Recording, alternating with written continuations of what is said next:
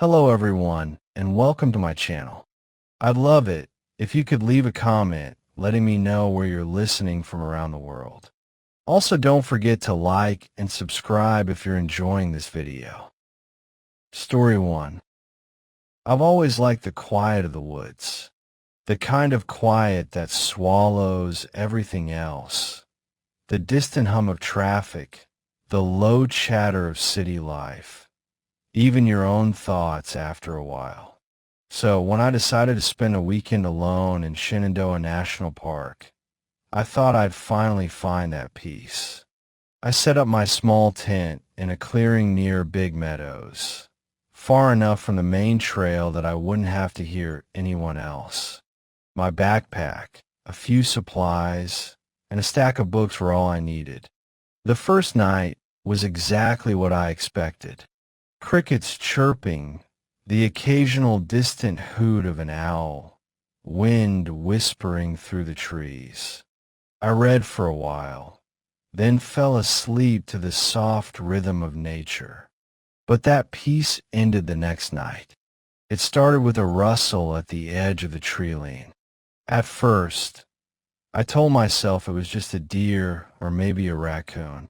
But then I heard something else.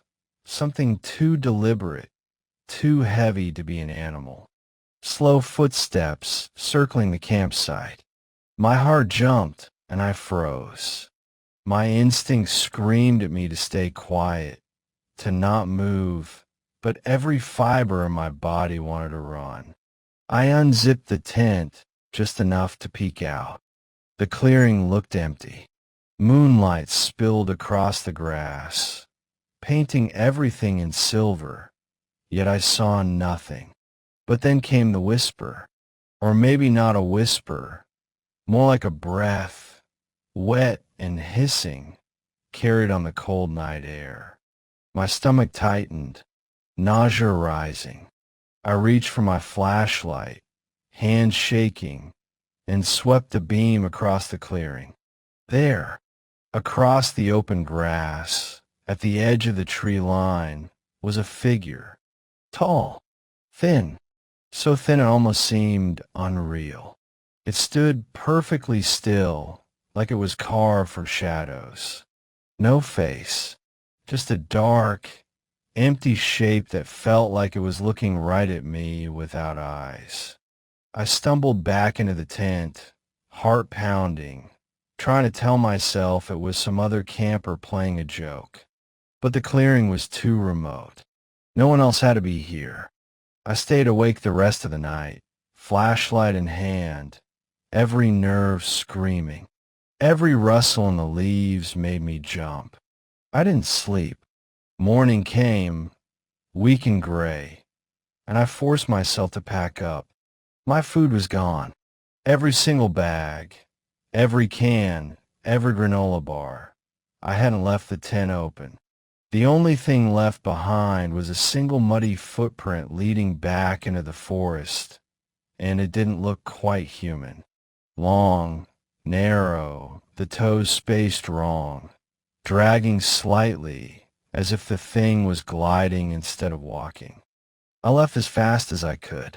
Every crunch of leaves under my boots felt like it echoed too loudly. I never looked back.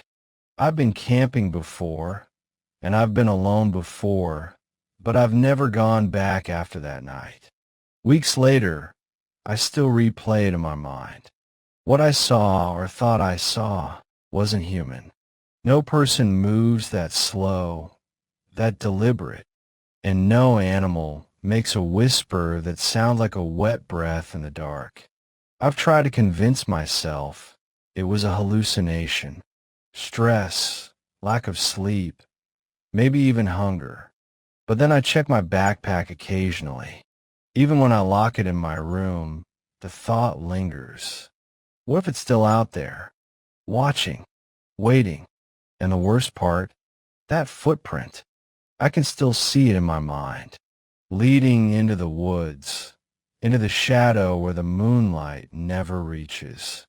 And sometimes when I'm lying in bed at night, I swear I hear that whisper again, soft, wet, and hissing just beyond my window. I haven't camped alone since.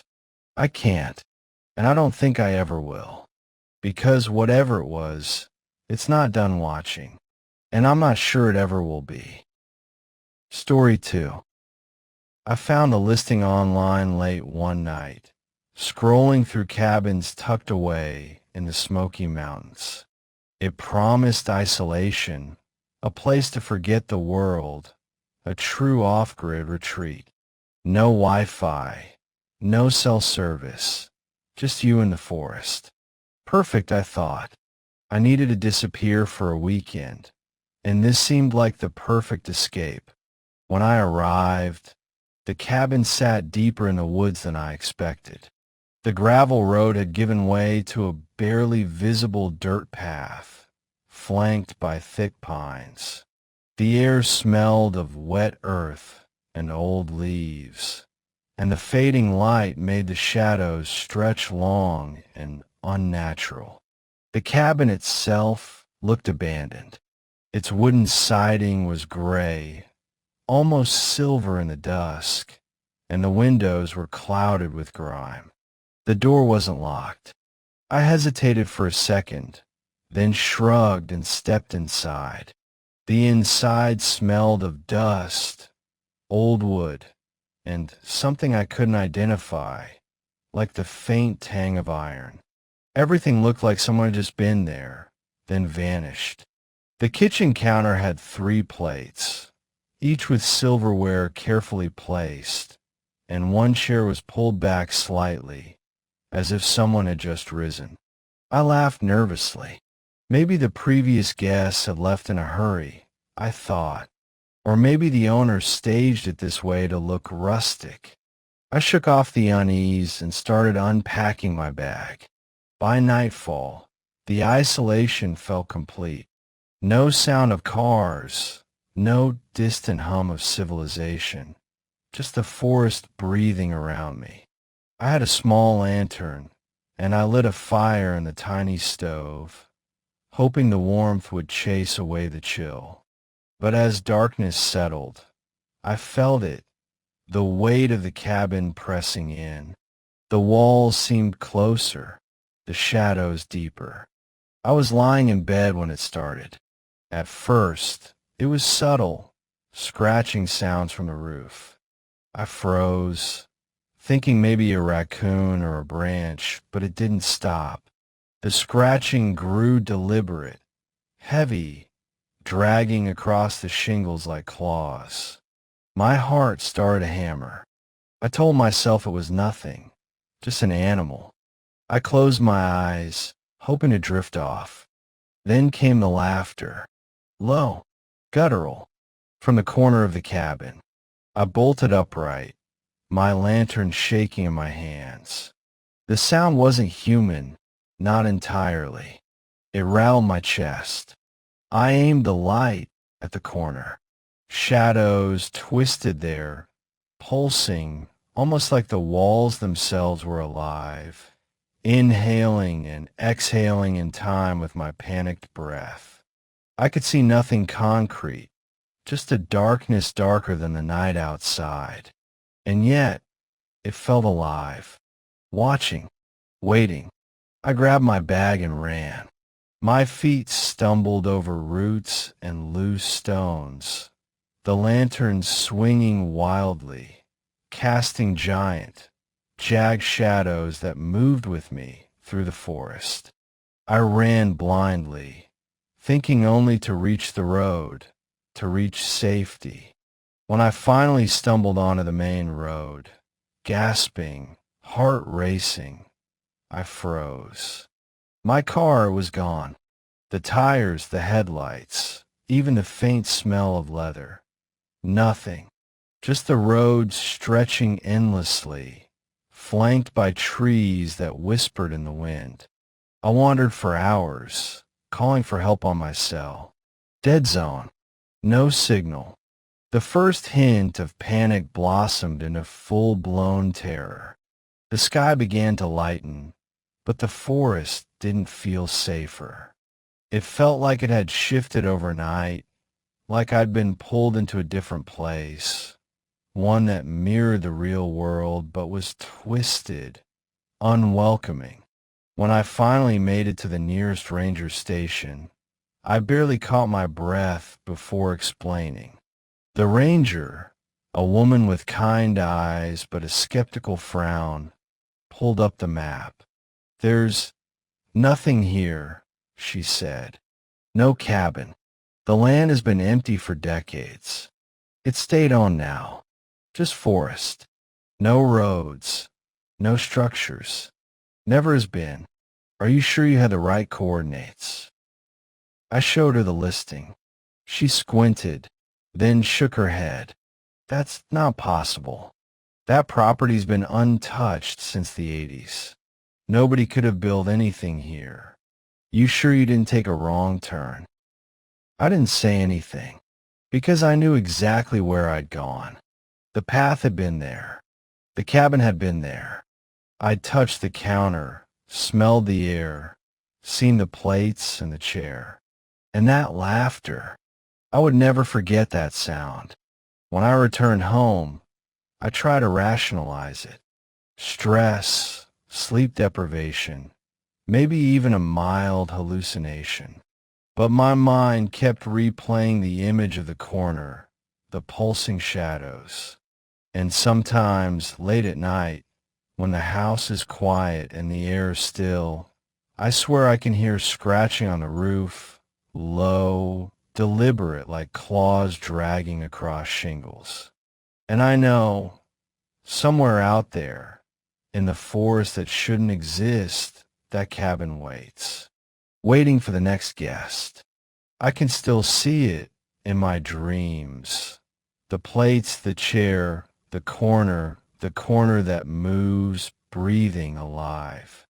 And I know, if I ever go back, I won't come out the same.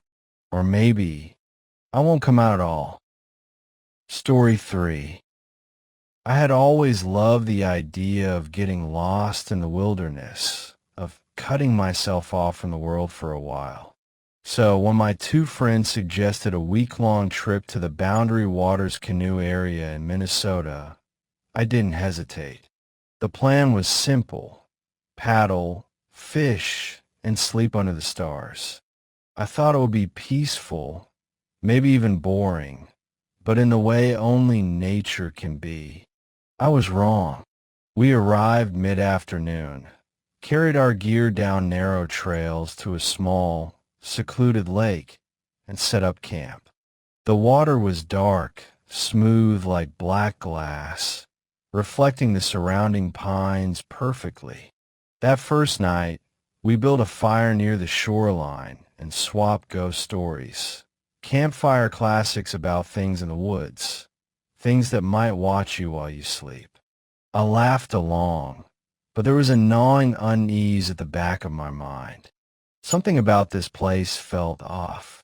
The third night, around 2 a.m., I woke to a faint, irregular dripping sound. At first, I thought maybe one of my friends had gone outside to pee. I lay still, listening, trying to convince myself it was nothing. But the sound didn't stop. It was rhythmic, like someone dripping water from their fingers. The more I listened, the more the sound seemed wrong. Too slow, too deliberate. I grabbed my flashlight and stepped out of the tent. The cold hit me immediately, sharp and clean, the smell of wet pine heavy in the air. I scanned the shoreline. The lake was unnervingly calm. No movement, no splashes, nothing. I squinted into the darkness, and then I saw them. At first, I thought it was a trick of the light, maybe fireflies reflected in the water. But no, they were eyes. Dozens of them, glowing faintly yellow, just under the surface of the water. They weren't on the shore. They were inside the lake, hovering beneath the surface, staring at me. I froze. Every horror story I'd ever heard flooded back in a single moment. My breath caught in my throat.